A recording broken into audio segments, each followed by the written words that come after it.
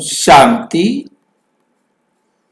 6 अप्रैल 2026 आज की साकार मुरली रंगीन बड़े बड़े अक्षरों में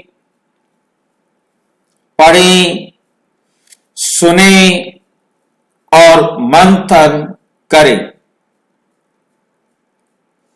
हम प्रतिदिन प्रातः 4 बजे, 6 बजे, शाम को 4 बजे, 8 बजे मुरली मंथन करते हैं।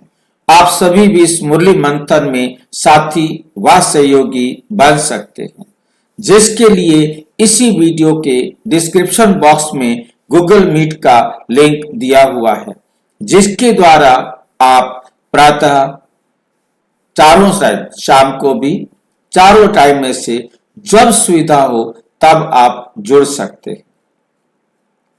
यदि आपको जुड़ने में कोई कठिनाई हो रही है तो पहली बात समझनी है कि जो गूगल मीट में लिंक दिया हुआ है उसको वहां से कॉपी करना है और कहीं भी पेस्ट करेंगे तो वो कलर चेंज हो जाएगा, तो आप उसको क्लिक करके ओपन कर सकते हैं। और यदि आपको कलर चेंज करने में दिक्कत आ रही है या जुड़ने में आपको कोई कठिनाई हो रही है तो आप इसी वीडियो में नीचे चलती हुई लाइन में व्हाट्सएप नंबर देख रहे हैं, उस पर मैसेज करके आप लिंक प्राप्त कर सकते हैं, प्रश्न पूछ सकते हैं, आपका कोई सुझाव है हम सबके हित में वो भी आप हमें भेज सकते हैं। इसके साथ हम प्रतिदिन आपके पास एक मुरली के क्वेश्चंस का बना हुआ फॉर्म भेजते हैं, जिसमें 20 क्वेश्चन दिए होते हैं। आप उनको रोजाना यदि आप देखते हैं तो आपको मुरली का रिवाइज करने में सहज होता है। आप उन पॉइंट्स को अच्छी तरह से याद कर सकते हैं और अपने आप को महसूस कर सकते हैं कि हम कितना बाबा की मुरली को फॉलो कर रहे हैं। उसी में हम आपके पास एक लिंक भेजते हैं जिसमें आपको ईश्वरीय ज्ञान खजाना, इस लिंक में आप PDF file, audio, HTML video और नए वीडियो जो भी बनते हैं वो आपको मिलते हैं। वो लिंक भी हमेशा के लिए एक रहता है और उसके होम में यदि आप जा पाते हैं, आपको वेबसाइट खोलने की सहज लगता है तो आप वहां से सारे वीडियोस को आप अधिकार प्राप्त कर लेते हैं। आप उनमें से जिस वीडियो को आप पसंद करते हैं, जिस वीडियो को जिसके पास भेजना चाहते हैं, आप उसे भेज सकते हैं। इस प्रकार से आप सेवा में सहयोगी बन सकते हैं, अपना भाग्य बना सकते हैं। ओम शांति। आज की साकार मुरली का सार।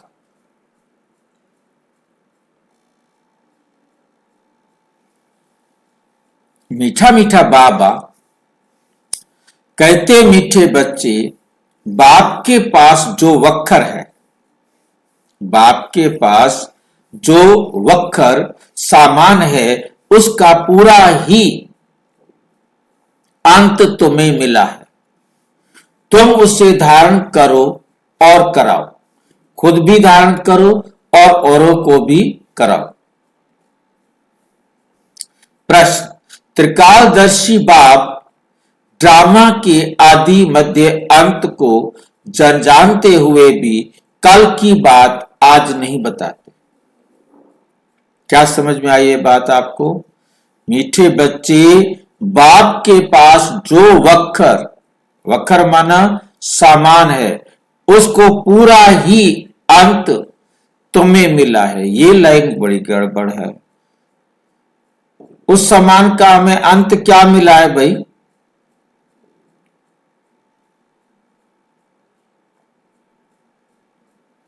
भाई जी अंत कैसे मिलेगा? ये तो असंभव है।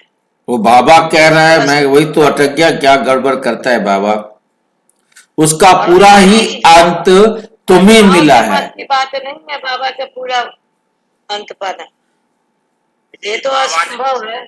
चलो आपके लिए असंभव है, किसी के लिए संभव है, उसको बोलने दो। हाँ जी, भाई जी बाबा ने अपना अंत बता दिया कि मैं मरे आदमी को जिंदा नहीं कर सकता हूँ। अंत बता दियो, ये तो अंत कुछ और बता रहा है बाबा। हाँ जी, खजाने की बात बाबा कर रहे हैं, ज्ञान के खजाने। एक मिनट बहन जी, दूसरे को बोलने दो। शुरू से लेके अंत तक का बाबा ने पूरा ज्ञान बता दिया है, आत्मा, परमात्मा, ड्रामा, सृष्टि, सब चीज का। बाप के पास जो वक्खर है, आत्माओं का स्वभाव नहीं है। पहली बात, बाप के पास जो वक्खर है, सामान है, पहले इस बात को निर्णय करो कि बाप के पास कौन सा सामान है। ज्ञान का खजाना है बाबा के पास, वर्तमान भूत तीनों कालों का 7 गुणों और 8 शक्तियों का खजाना, ये सामान है बाबा के पास। अब मुझे बताओ, 7 गुण 8 शक्तियां जो शिव बाबा के पास है, उसका पूरा ही अंत तुम्हें मिला है? वो कहते मिल गया। क्या मिला, कैसे मिला? जिसको मिला है वो बताए, जिसको नहीं मिला बताने की जरूरत नहीं है। तब मिलेगा ना हाँ जी, जी, धारण करेंगे पूरी तरह से तब मिलेगा। अंत, अंत का मतलब क्या है?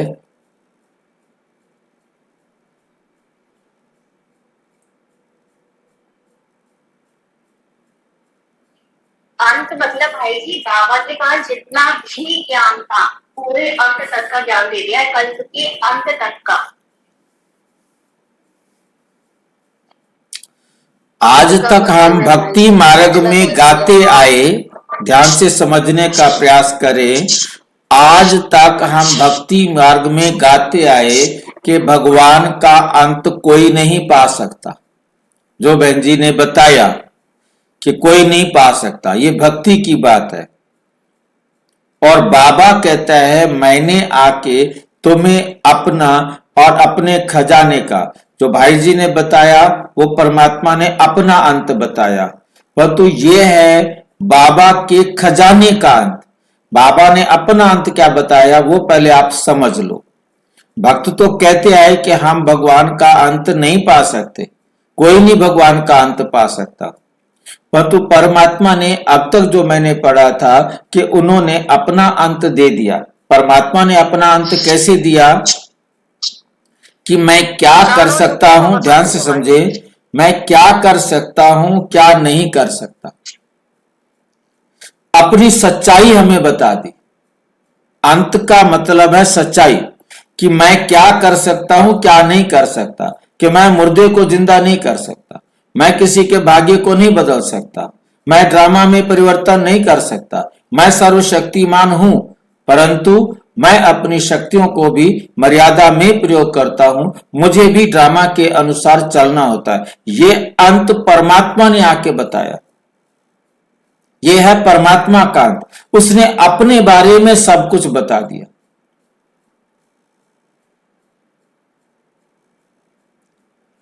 अब हम परमात्मा को चैलेंज कर सकते हैं, जैसे मैं कई बार चैलेंज कर देता हूं, बना के दिखा शरीर, तेरे पास ताकत है? तो कहता नहीं है मेरे पास ताकत, मैं नहीं बना सकता, मैं आपके चैलेंज को स्वीकार नहीं करता।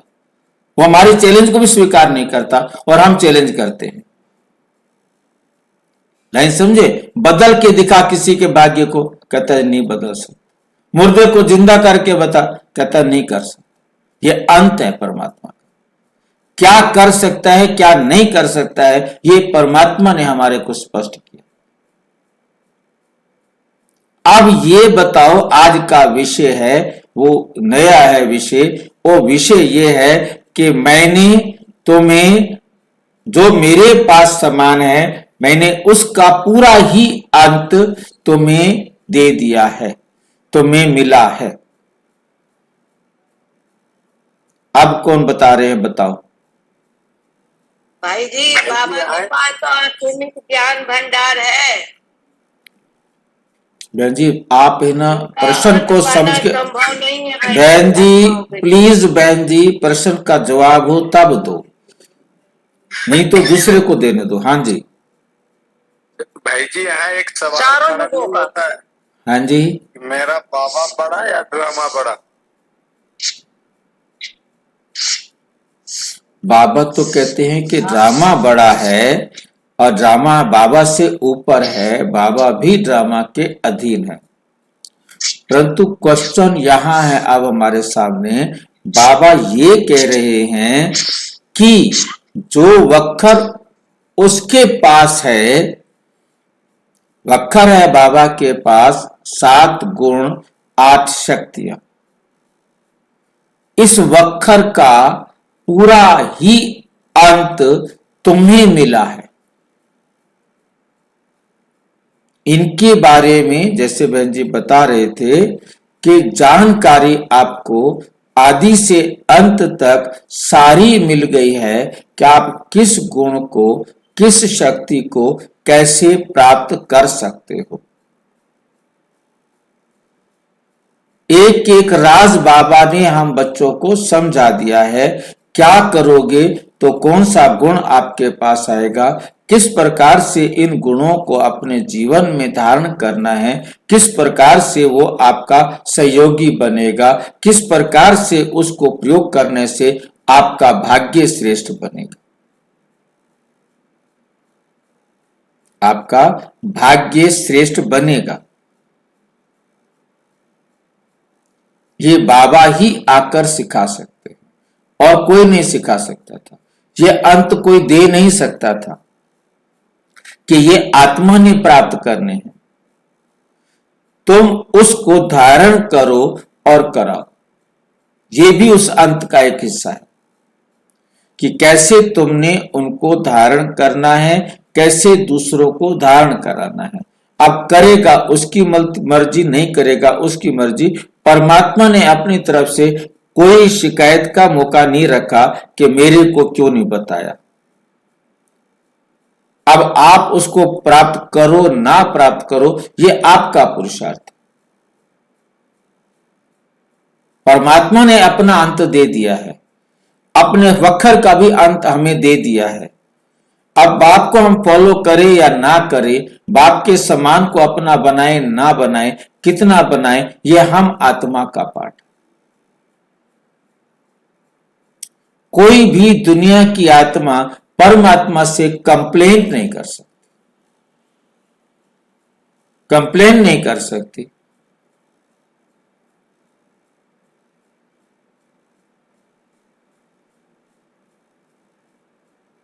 ठीक है,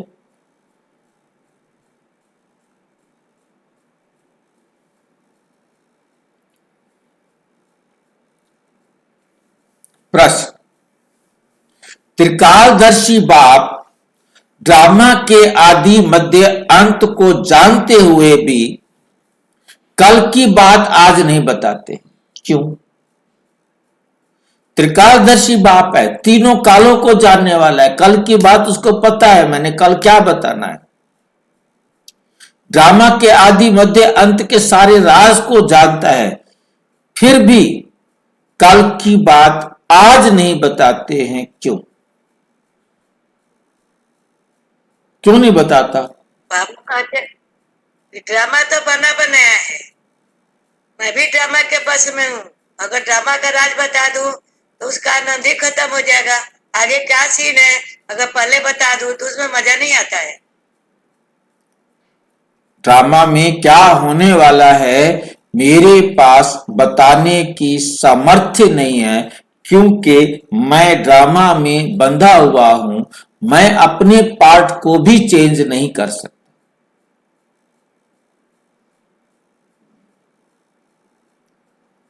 उसको बताने आने का संकल्प भी नहीं आ सकता। यह है अंत। बाबा अपना अंत देते हैं। मैं ड्रामा की एक्यूरेसी को डिस्टर्ब नहीं कर सकता। जो मुझे एक्ट जिस समय करना है मैं वो एक्ट उसी समय करूंगा, आगे पीछे नहीं करूंगा।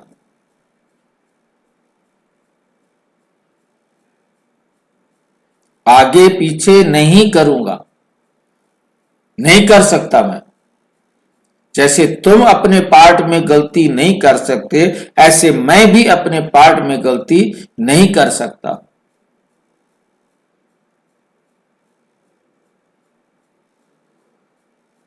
वो वर्तमान में आज यदि गलती कर दे, आज यदि चेंज कर दे तो क्या होगा? 5000 साल पहले भी उसने किया था, 5000 साल बाद फिर करेगा, फिर उसने चेंज कैसे किया? वो अनगिनत बार यही करता आया है, अनगिनत बार वही करेगा, करके दिखाए ना चेंज। जानता होगा हमारे लिए किस काम का उसका जानना, जब वो बता ही नहीं सकता तो। ये अंत है परमात्मा का। इस रीति से बहुत अच्छी तरह से बुद्धि के अंदर समझना है कि बाबा भी अपना पार्ट नहीं चेंज कर सकता, हमारा पार्ट नहीं चेंज कर सकता, उसके पास कोई अधिकार नहीं किसी आत्मा के पार्ट को चेंज करने का। वो केवल पार्ट अनुसार आकर हमें समझाते हैं और उसको हम माने या ना माने, ये हम आत्माओं का पार्ट है। ये हम आत्माओं का पार्ट है।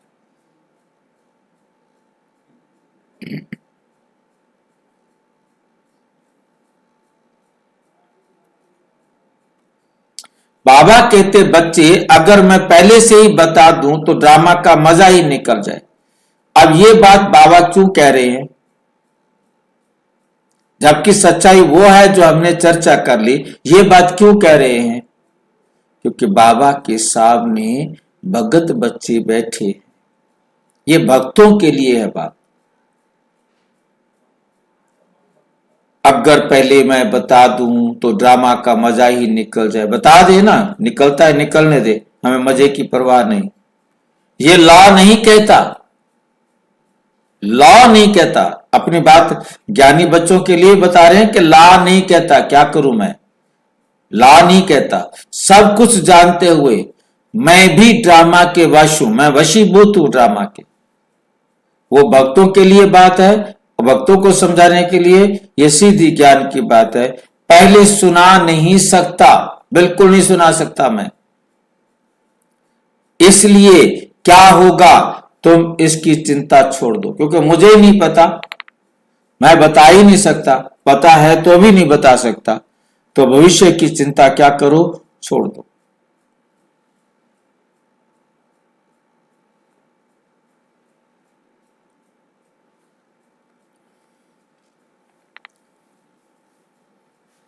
गीत, मरना तेरी गली में, जीना तेरी गली में, मरने के बाद चर्चा भी हो तो तेरी गली में। ओम शांति। ये है पारलौकिक आत्माओं का बाप। ये कौन है? ये है पारलौकिक आत्माओं का बाप। आत्माओं से ही बात करते हैं बाबा, आत्माओं से ही बात करते हैं। उनको बच्चे कहने की प्रैक्टिस हो जाती है, उनको बच्चे कहने की प्रैक्टिस हो जाती है। भल शरीर बच्ची का है, भल शरीर किसका है? बच्ची का है। परंतु आत्माएं तो सब बच्चे ही हैं। ये लाइन बहुत अच्छी तरह आप इसको नोट कर लो कहीं पर भी। किनके लिए? वीरेंद्र देव दीक्षित के भगत बच्चों के लिए।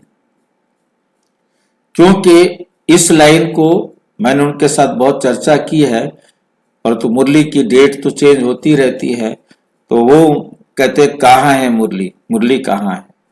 मतलब वो कहते हैं भाई भगवान तो पुरुष के बैल के तन में आएगा, पुरुष के तन में आएगा, स्त्री के तन में आ ही नहीं सकता। गाय पर बैठता कभी बताया है? क्योंकि वो भगत बच्चे हैं, वो भक्ति के तर्क देते हैं। वो कहते हैं दादी गुलजार के तन में ब्रह्मा आता है, शिव बाबा नहीं आते हैं। शिव बाबा तो पुरुष के तन में आएंगे, इसलिए उसको बैल के ऊपर सवारी दी है। गाय पर सवारी दी है क्या? दादी तो गाय है ना। अब आप समझ सकते हैं कि उन्हें कितना ज्ञान समझ में आया है, कितना भटके पड़े हैं बेचारे। उनको ये लाइन बतानी। वीरेंद्र दीक्षित वाले भाई, हाँ जी भाई जी वीरेंद्र दीक्षित वाली, भाई जी वीरेंद्र दीक्षित वाली पार्टी वाले कहते हैं ऐसी बात को। हाँ, हम वो उनके लिए कह रहा हूं कि ये लाइन आप उसके लिए नोट करके रखो, उनको ये मुरली दिखाओ, क्योंकि आप मेरे पास कोई आएगा तो मैं उसे दिखाऊंगा, आप ये मुरली उनको दिखाओ, देखो क्या कहा है बाबा ने। वो मुरली देख, मुरली इसके आधार पर बात करते हैं, मुरली नहीं दिखाओ तो कहते नहीं हम नहीं मानते बात को, वो अपनी मुरलियां दिखाते हैं। प्रैक्टिस हो जाती है। बल शरीर बच्ची का है, कहते मैं आता हूं, मैं इसके तन में आता हूं, तो कह रहे हैं बाल शरीर बच्ची का है, परंतु आत्माएं तो सब बच्चे हैं ना, आत्मा तो स्त्री नहीं है। मैं तो आत्मा के तन में आता हूं ना, मेरा तन से क्या रिश्ता। मैं तुम सबको शरीर थोड़ा देखता हूं, मैं तुम सब आत्माओं को देखता हूं। मैं ये नहीं देखता हूं कि ये स्त्री है ये पुरुष है। हर आत्मा वारिस है, अर्थात वर्षा लेने की हकदार है। बाप आकर कहते हैं बच्चों तुम हर एक को वर्षा लेने का हक है। बेहद के बाप को बहुत याद करना है, इसमें ही मेहनत है। बाबा परम धाम से आए हैं हमको पढ़ाने। साधु संत तो अपने घर से आते हैं, व कोई गावड़े से आते हैं। बाबा तो परम धाम से आए हैं हमको पढ़ाने। ये किसको मालूम नहीं, ये किसी को भी मालूम नहीं है कि बेहद का बाप वही पतित पावन गॉड फादर है।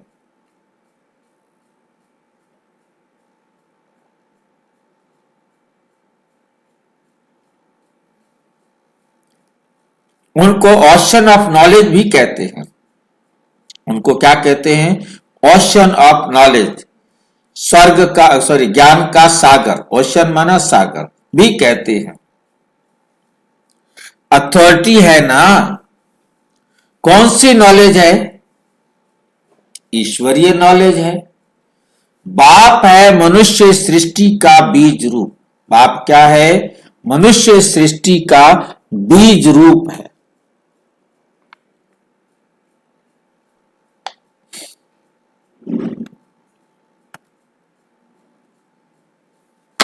सत्य चित्त आनंद स्वरूप है।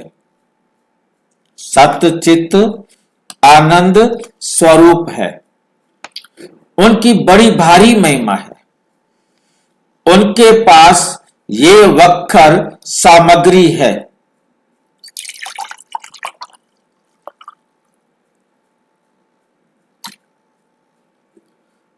उनके पास क्या है? ये वक्खर, ये सामग्री है।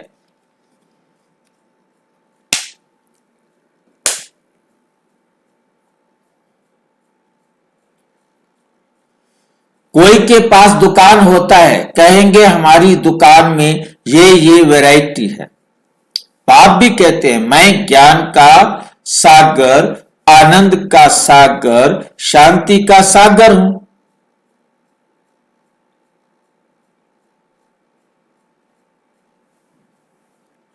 मेरे पास ये सब वक्खर मौजूद है।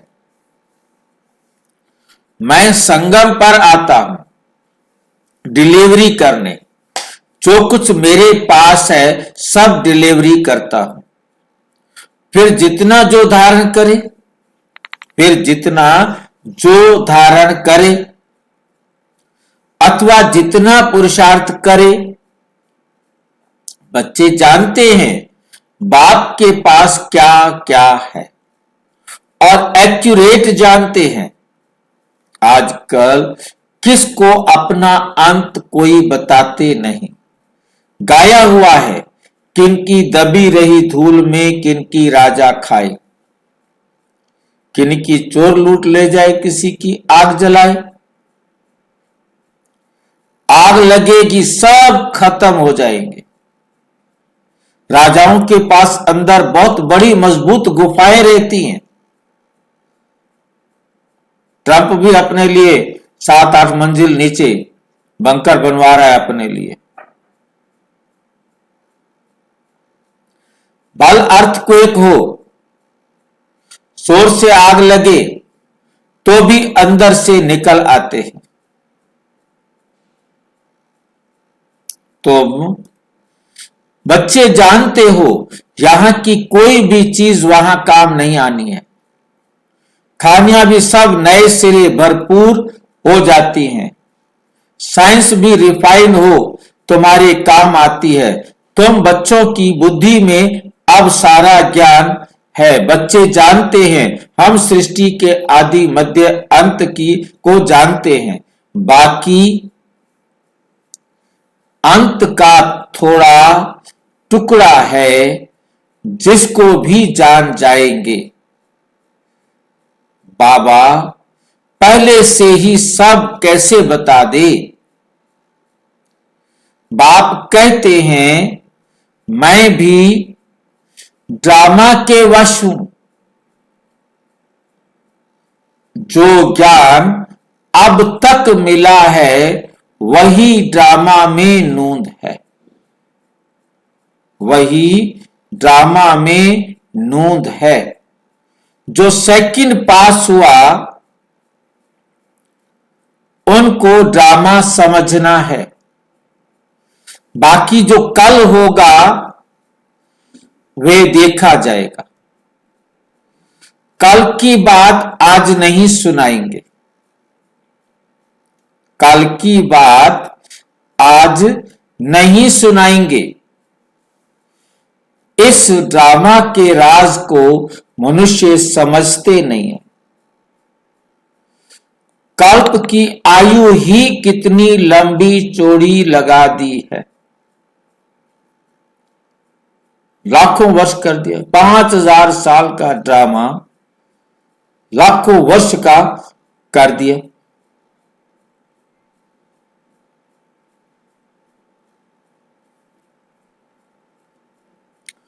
इस ड्रामा को समझने की भी हिम्मत चाहिए।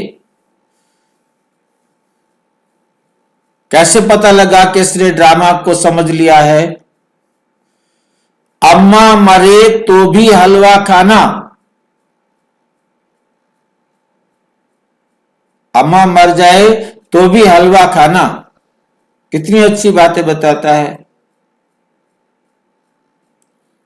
किसी की अम्मा मर जाए तो हलवा बनाते हैं क्या?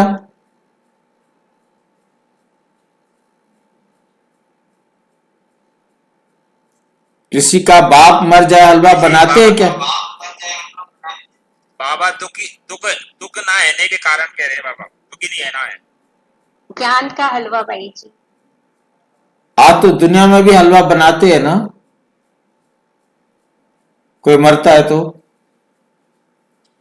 ये हलवा नहीं बनाते ना, खाते भाई जी। वो हलवा तो बनाते हैं ना। वो हलवा बनाते हैं। जब वो पगड़ी रस्म करते हैं, जब चौथा करते हैं तो सबको हलवे का प्रसाद दिया जाता है ना।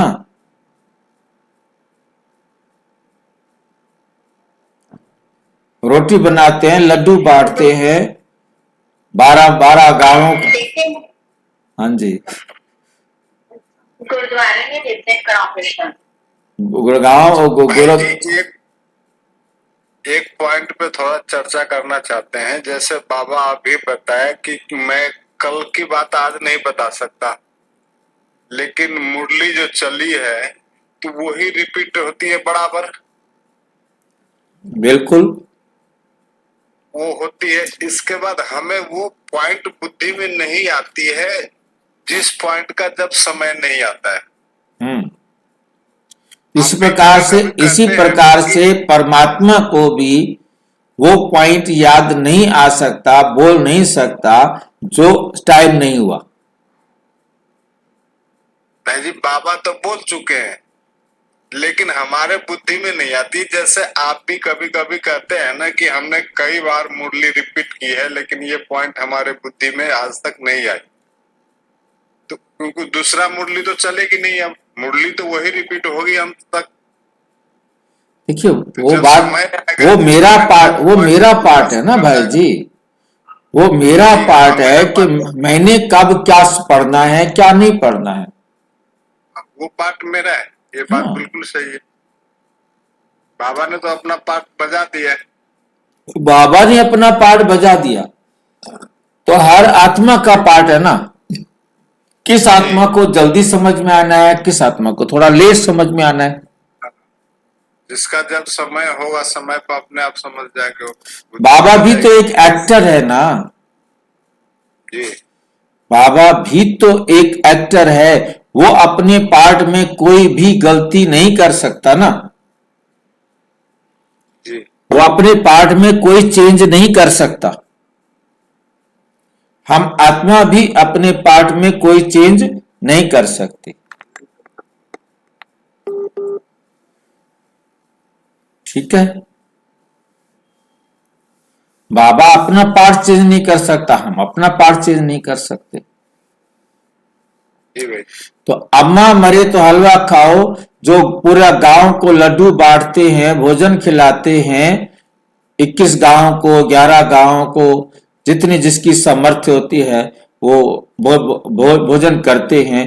खुशी है ना उनका कोई मर गया, या दुख है उनको?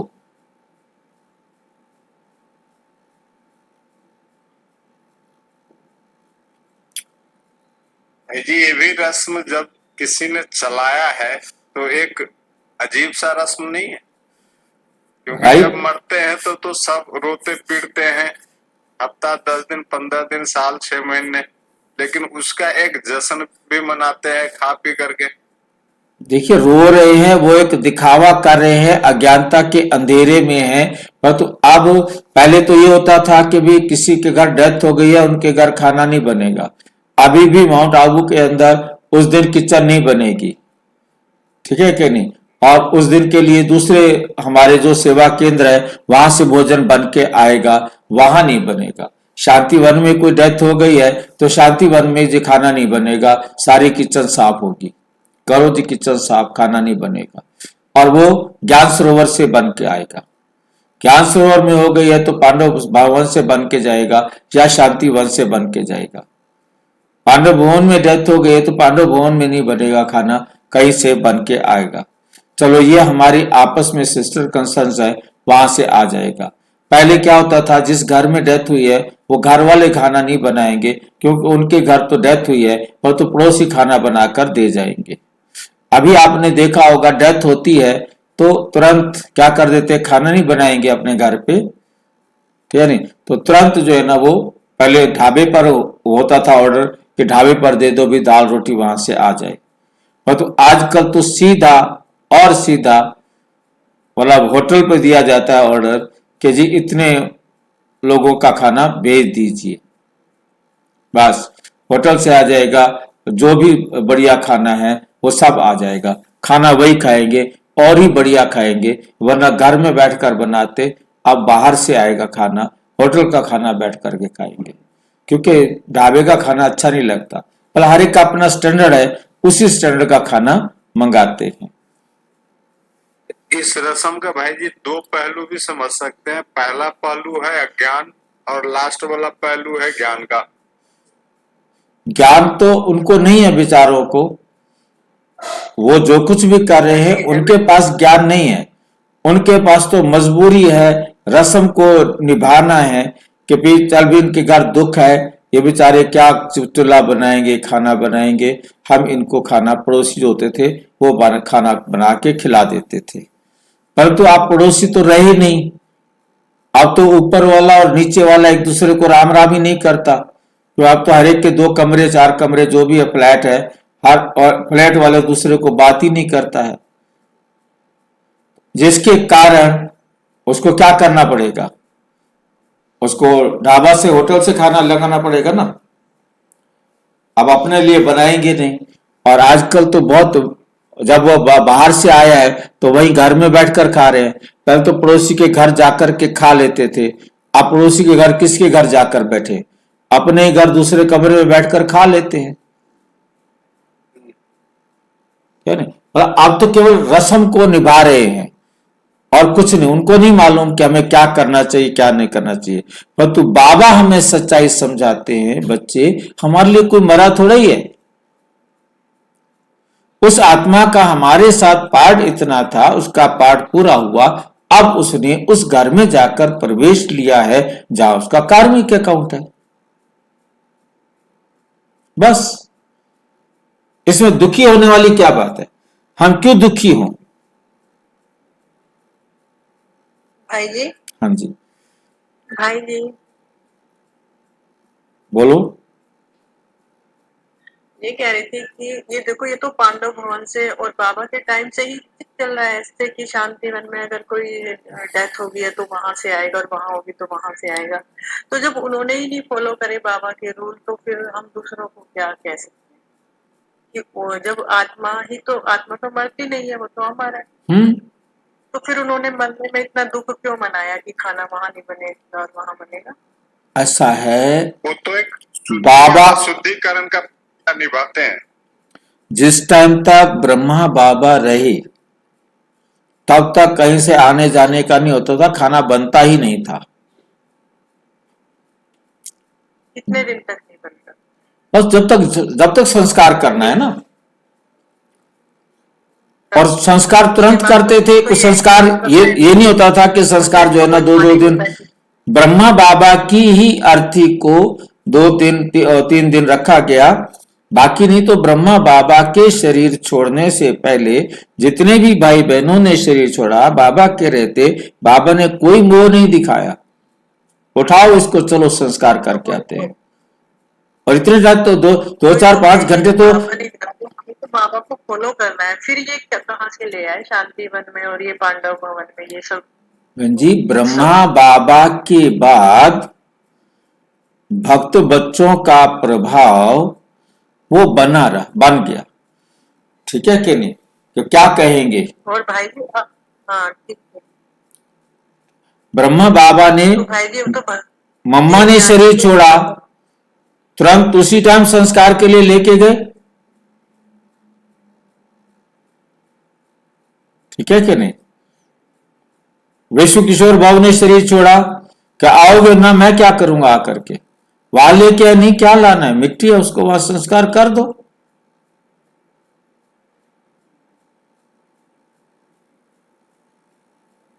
लेकिन भाई जी अब तो बिल्कुल चेंज हो गया। अब तो सारे भक्ति वाले उत्सव वहां मन रहे हैं और देखिए सारा कुछ भाई, हो रहा है, तो बात वही आती है। अब ये चेंज जो है, ऊपर से कोई ऑर्डर करने वाली अथॉरिटी हो वो करे ना।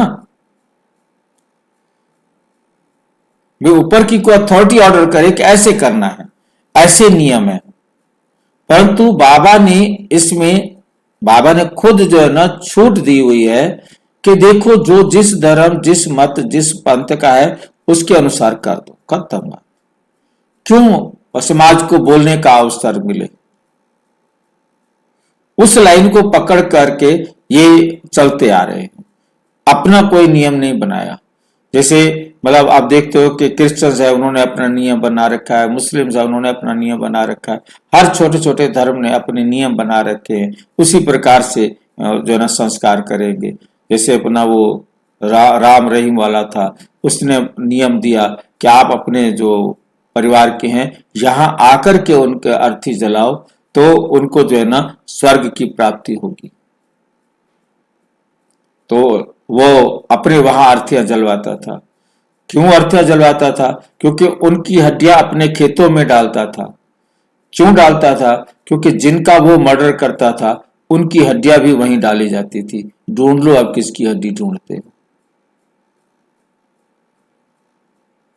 और वहां पर जो है ना फसल उगा करके बेचने के लिए भेजता था।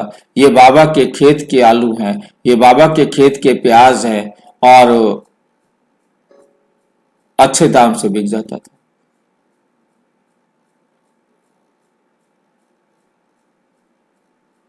उसने अपने गुनाह छुपाने थे, इसलिए उसने ये प्रथा को जन्म दिया। और लोग जो है ना अपने कोई भी उनके वहां डेथ होती थी उसको वहीं लेके जाते थे, गुरु जी के डेरे में जो है ना उनका संस्कार करेंगे तो ये स्वर्ग में जाएंगे। क्या तरीके ढूंढते हैं बाबा। चलो, मेन बात हमें सच समझ में आ गई कि मर गए, जाकर दूसरा जन्म लिया, हम रोए क्यों? बाबा ने समझाया है, अखबार में तुम लिख सकते हो ये प्रदर्शनी आज से 5000 साल पहले इस तारीख इस ही स्थान पर इसी रीति से हुई थी। ये वर्ल्ड की हिस्ट्री ज्योग्राफी रिपीट हो रही है, लिख देना चाहिए। ये तो जानते हैं कि यह दुनिया बाकी थोड़े दिन है, यहाँ सब खत्म हो जाएगा। हम तो पुरुषार्थ कर विक्रमाजीत बन जाएंगे, फिर द्वापर से विक्रम संवत शुरू हो जाएगा। फिर क्या शुरू हो जाएगा? विक्रम संवत शुरू हो जाएगा। ये विक्रम एक शब्द है, विक्रम और है विकर्म,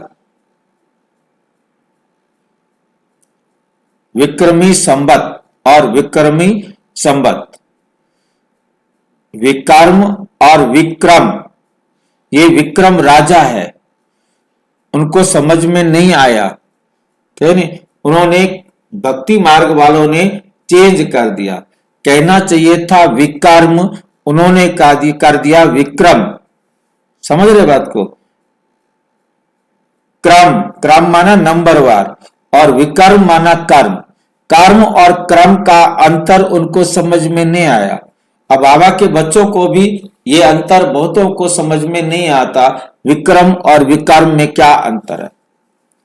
विक्रम में क आधा है, रह पूरा है। क्रम का मतलब है नंबरवार और कर्म का मतलब है कर्म, होने का संबंध है। वास्तव में यहां से विकर्म का राज्य शुरू होता है। विकर्म करना मनुष्य शुरू करते हैं क्योंकि पूरी तरह देह अभिमानी हो जाते हैं। इस समय तुम विकर्मों पर जीत पाते हो तो विकर्माजीत बन जाते हो, विकर्माजीत बन जाते हो। पाप कर्मों को श्रीमत पर जीत पाकर विकर्माजीत बन जाते हो। वहां तुम आत्म अभिमानी होते हो, वहां देह अभिमान होता नहीं। कलयुग में देह अभिमान है, संगम पर तुम देही अभिमानी बनते हो, परमपिता परमात्मा को भी जानते हो। ये है शुद्ध अभिमान। तुम ब्राह्मण सबसे ऊंच हो, तुम हो सर्वोत्तम ब्राह्मण कुलभूषण। ये नॉलेज सिर्फ तुमको मिलती है, दूसरे किसको मिलती नहीं। तुम्हारा ये सर्वोत्तम कुल है, गाया भी जाता है। अति इंद्रिय सुख कुछ ना हो तो सुख गोपी वल्लभ के गोप गोपियों से पूछो, गोपी वल्लभ के बच्चों से पूछो। आज देखो कितना क्लियर कर दिया है, अति इंद्रिय सुख गोपी वल्लभ के बच्चों से पूछो। गोप गोपियों की जगह क्या कह दिया है? बच्चे। अब समझ में आ गया वल्लभ माना क्या होता है?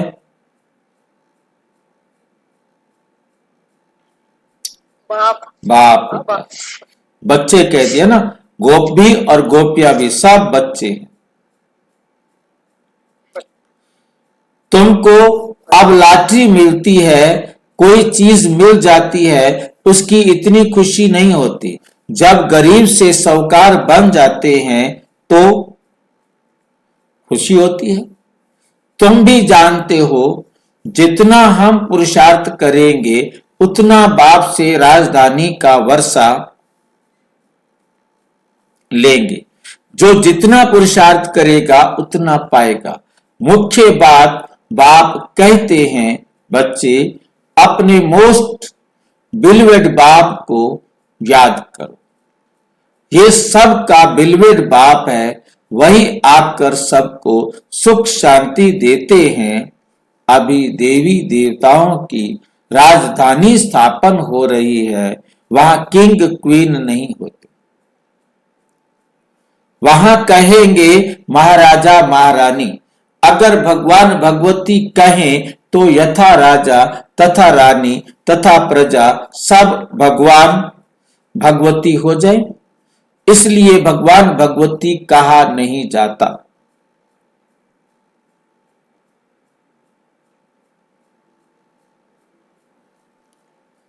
भगवान एक है, मनुष्य को भगवान नहीं कहा जाता। सूक्ष्म वतनवासी ब्रह्मा विष्णु शंकर को भी देवता कहते। सूक्ष्म वतनवासी ब्रह्मा विष्णु शंकर को भी देवता कहते हैं। स्थूल वतनवासी को हम भगवान भगवती कैसे कहेंगे? ऊंचते ऊंच है मूल वतन, फिर सूक्ष्म वतन, ये है थर्ड नंबर, ये तुम्हारी बुद्धि में रहना चाहिए। हम आत्माओं का बाप शिव बाबा ही है, फिर शिक्षक भी है, गुरु भी है, सुनार भी है, बैरिस्टर आदि सब है। सबको रावण की जेल से छुड़ाते हैं शिव बाबा, कितना बड़ा बैरिस्टर है। तो ऐसे बाप को क्यों भूलना चाहिए? क्यों कहते हैं बाबा हम भूल जाते हैं? बच्चे कहते हैं बाबा हम भूल जाते हैं। माया के बहुत तूफान आते हैं। बाबा कहते हैं ये तो होगा, कुछ तो मेहनत करनी पड़े। ये है माया से लड़ाई, तुम पांडवों की, कोई कौरवों से लड़ाई नहीं है। पांडव कैसे लड़ाई करेंगे? फिर तो हिंसक हो जाएगी, फिर तो हिंसक हो जाएगी। बाप कभी हिंसा नहीं सिखाते, बाप कभी हिंसा नहीं सिखाते हैं, कुछ भी समझ नहीं सकते हैं। वास्तव में हमारी कोई लड़ाई है नहीं, वास्तव में हमारी कोई लड़ाई है नहीं। बाबा सिर्फ युक्ति बताते हैं कि मुझे याद करो, माया का वार नहीं होगा। इस पर भी एक कहानी है। पूछा पहले सुख चाहिए व दुख, तो बोला दुख हो नहीं सके सतयुग में। तुम जानते हो इस समय सभी सीताएं रावण की शोक वाटिका में हैं। ये सारी दुनिया सागर, ये सारी दुनिया सागर के बीच में लंका है। अभी सब रावण की जेल में पड़े हैं। सर्व की सदगति करने के लिए बाप आए, सर्व की सदगति करने के लिए बाप आए हैं। सब शोक वाटिका में है, स्वर्ग में है सुख, नरक में है दुख। स्वर्ग में है सुख, नरक में है दुख। इसको शोक वाटिका कहेंगे। वे है अशोक स्वर्ग, बहुत बड़ा अंतर है। तुम बच्चों को कोशिश कर बाप को याद करना चाहिए, तो खुशी का पारा चढ़ेगा। बाप की राय पर नहीं चलेंगे तो सोतेले ठहरे, फिर प्रजा में चले जाएंगे, फिर प्रजा में चले जाएंगे। मातेले होंगे तो राजधानी में आ जाएंगे। राजधानी में आना चाहते हो तो श्रीमत पर चलना पड़े। श्री कृष्ण की मत नहीं मिलती, मत है ही दो। अभी तुम श्री मत लेते हो, फिर सतयुग में इसका फल भोगते हो। फिर द्वापर में रावण की मत मिलती है। सब रावण की मत पर असुर बन जाते हैं। तुमको मिलती है ईश्वरीय मत। मत देने वाला एक ही बाप है, वे है ईश्वर।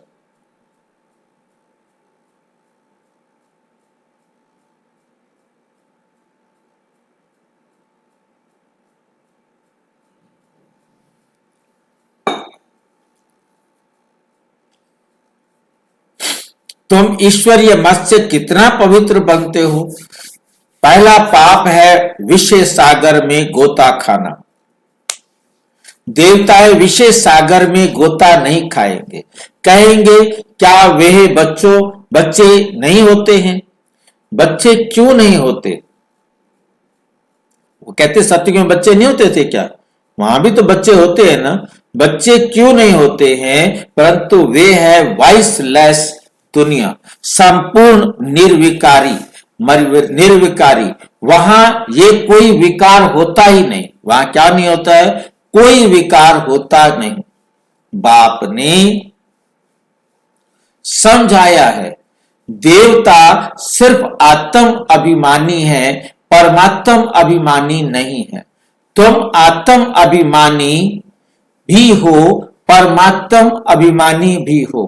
पहले दोनों नहीं थे, सतयुग में परमात्मा को नहीं जानते, आत्मा को जानते हैं कि हम आत्मा ये पुराना शरीर छोड़ फिर जाए नया शरीर लेंगी। पहले मालूम पड़ जाता है अब पुराना छोड़ नया लेना है। बच्चा होता है तो भी पहले से साक्षात्कार हो जाता है। योग बल से तुम सारे विश्व के मालिक बन जाते हो, तो क्या योग बल से बच्चे नहीं हो सकते? तो क्या योग बल से बच्चे नहीं हो सकते? योग बल से कोई भी चीज को तुम पावन बना सकते हो, परंतु तुम याद भूल जाते हो। तुम याद भूल जाते हो। कोई को अभ्यास पड़ जाता है। बहुत सन्यासी लोग भी होते हैं जिनको भोजन का कदर रहता है, तो उस समय बहुत मंत्र पढ़कर फिर खाते हैं। तुमको भी परहेज तो बताई है, कुछ भी मांस मदिरा नहीं खाना है। तुम देवता बनते हो ना, देवताएं कभी कीचड़ पट्टी नहीं खाते, तो तुम ऐसा पवित्र बनना है। बाप कहते हैं मेरे द्वारा तुम मुझे जानने से सब कुछ जान जाएंगे, फिर जानने का कुछ रहेगा नहीं। सतयुग में फिर पढ़ाई भी और होती है। इस मृत्यु लोक की पढ़ाई का अब अंत है। मृत्यु लोक की सारी कारोबार खत्म हो, फिर अमर लोक की शुरू होगी। इतना बच्चों को नशा चढ़ना चाहिए। अमर लोक के मालिक थे तुम। बच्चों को अति इंद्रिय सुख परम सुख में रहना है। तुम बच्चों को अति इंद्रिय सुख परम सुख में रहना चाहिए। परम पिता परमात्मा के हम बच्चे हैं अथवा स्टूडेंट हैं। परम पिता परम आत्मा हमको अब घर ले आ जाएंगे। इनको ही परमानंद कहा जाता है। सतयुग में ये बातें होती हैं। सतयुग में ये बातें होती नहीं, ये तुम अभी सुनते हो। इस समय ईश्वरीय फैमिली के हो। अभी का ही गायन है, अभी का ही गायन है। अति इंद्रिय सुख गोप गोपियों से पूछो। परम धाम का रहने वाला बाबा आकर हमारा बाप टीचर गुरु बनते हैं। तीनों ही सर्वेंट ठहरे, कोई अभिमान नहीं रखते। कहते हैं हम तुम्हारी सेवा कर तुमको सब कुछ दे निर्वाण धाम में बैठ जाएंगे। तो सर्वेंट हुआ ना। वाइसराय आदि हमेशा सही करते हैं तो ओबीडियंट सर्वेंट लिखते हैं। बाबा भी निराकार निरहंकारी है। कैसे बैठ पढ़ाते हैं? इतनी ऊंच पढ़ाई और कोई पढ़ा ना सके, इतनी पॉइंट्स कोई दे ना सके। मनुष्य तो जान नहीं सकते। इनको कोई गुरु ने नहीं सिखाया। गुरु होता तो बहुतों का होता, एक का होता है क्या? ये बाप ही पतितों को पावन बनाते हैं। आदि सनातन देवी देवता धर्म की स्थापना, आदि सनातन देवी देवता धर्म की स्थापना कर रहे हैं। बाबा कहते हैं मैं कल्प के संगम युगे आता हूं। कहते हैं ना बाबा हम कल्प पहले भी मिले थे। बाप ही आकर पतितों को पावन बनाएंगे। 21 जन्मों के लिए तुम बच्चों को पावन बनाता हूं, तो ये सब धारणा करनी चाहिए। फिर बताना चाहिए बाबा ने क्या समझाया? बाप से हम भविष्य 21 जन्मों का वर्षा लेते हैं, ये याद रहने से फिर खुशी में रहेंगे। ये परम आनंद है, मास्टर नॉलेजफुल ब्लिसफुल, ये सब वरदान बाप से अभी तुमको मिलते हैं। सतयुग में तो बुद्धू होंगे, इन लक्ष्मी नारायण को तो कुछ भी नॉलेज नहीं। इन्हों को होती तो परंपरा से चली आती। तुम जैसा परम आनंद देवताओं को भी नहीं हो सकता। अच्छा, मीठे मीठे सिक्की लधे बच्चों प्रति माता पिता बाप दादा का याद प्यार और गुड मॉर्निंग। रूहानी बाप की रूहानी बच्चों को नमस्ते। हम रूहानी बच्चों की रूहानी बाप दादा को नमस्ते नमस्ते नमस्ते। धारणा के लिए मुख्य सार। नंबर 1, देवता बनने के लिए खान पान की बहुत शुद्धि रखनी है, बहुत ही परहेज से चलना है। योग बल से भट्टी भोजन को दृष्टि दे शुद्ध बनाकर स्वीकार करना है। परमपिता परमात्मा के हम बच्चे अथवा स्टूडेंट है, वे हमें अब अपने घर ले जाएंगे। इसी नशे में रहे परम सुख परम आनंद का अनुभव करना है। वरदान। सेवा की लगन द्वारा लौकिक को अलौकिक प्रवृत्ति में परिवर्तन करने वाले निरंतर सेवाधारी भव। सेवाधारी का कर्तव्य है निरंतर सेवा में रहना, चाहे मनसा सेवा हो, चाहे वाचा सेवा हो व कर्मणा सेवा हो। सेवाधारी कभी भी सेवा को अपने से अलग नहीं समझते। जिनकी बुद्धि में सदा सेवा की लगन रहती है, उनकी लौकिक प्रवृत्ति बदलकर ईश्वरीय प्रवृत्ति हो जाती है। सेवाधारी घर को घर नहीं समझते, लेकिन सेवा स्थान समझकर चलते हैं।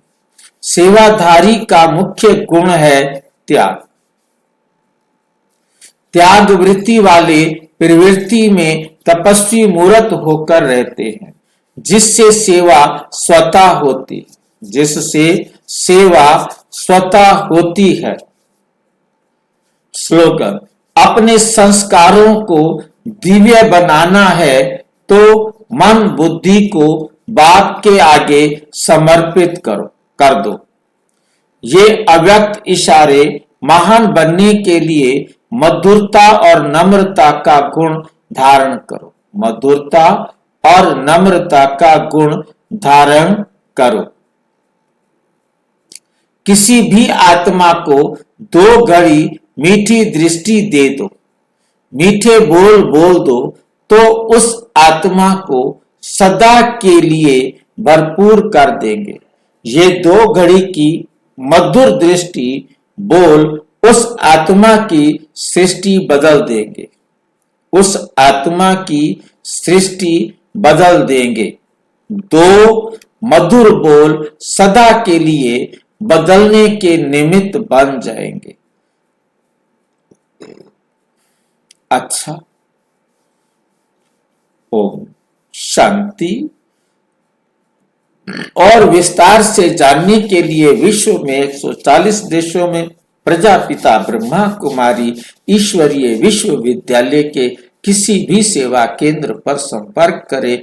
और यदि आपका कोई प्रश्न है तो 9213106986 पर केवल टाइप करें, टेलीग्राम करें 9650692270 पर केवल व्हाट्सएप करें, फोन नहीं। ओम शांति।